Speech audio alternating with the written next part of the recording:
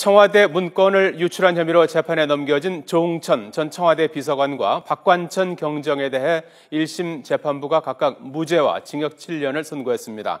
일단 재판부는 두 사람이 빼낸 문건을 대통령 기록물로 보지 않았지만 문건 내용은 기밀에 해당한다고 판단했습니다.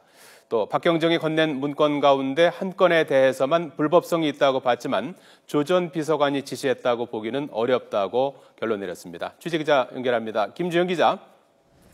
네, 서울중앙지방법원입니다. 예, 두 사람에 대한 1심 선고가 오늘 내려졌죠? 네, 그렇습니다. 서울중앙지방법원은 오늘 오후 진행된 선고 공판에서 조응천 전 비서관에게 무죄를, 박관천 경정에게는 징역 7년과 추징금 4,300여만 원을 선고했습니다. 두 사람이 청와대 문건 유출 사건과 관련해 재판에 넘겨진 지 9개월여 만입니다. 조 전 비서관 등은 공무상 비밀누설과 대통령 기록물 관리법 위반 혐의 등을 받아왔습니다. 지난 2013년 6월부터 지난해까지 정윤회 씨의 국정 개입 의혹을 담은 문건 등 청와대 내부 문건 17건을 박근혜 대통령의 친동생 박지만 이지 회장 측에 수시로 건넸다는 겁니다. 이에 따라 검찰은 해당 문건들을 대통령 기록물로 봐야 한다며 조 전 비서관에게 징역 2년을 구형했습니다. 또 기존 혐의에 유흥주점 업주에게 대가성 금품을 받은 혐의가 추가된 박관천 경정에게는 징역 10년을 구형했는데요. 재판부가 이 가운데 다수 혐의를 인정하지 않고 일부만을 받아들인 겁니다.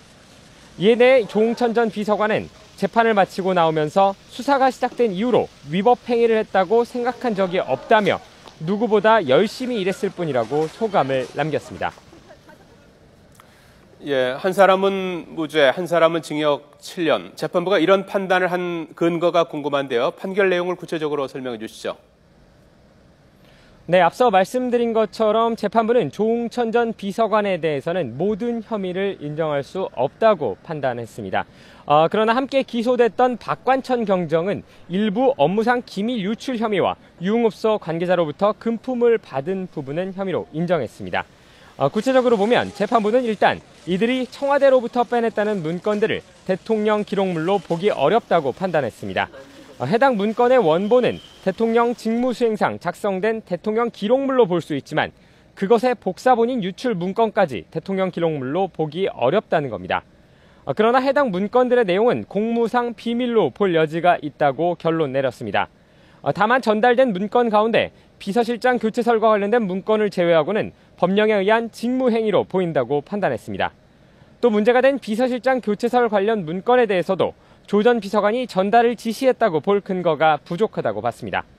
이에 대해 검찰은 판결문을 검토한 뒤 항소 여부를 결정할 예정이라고 밝혔습니다.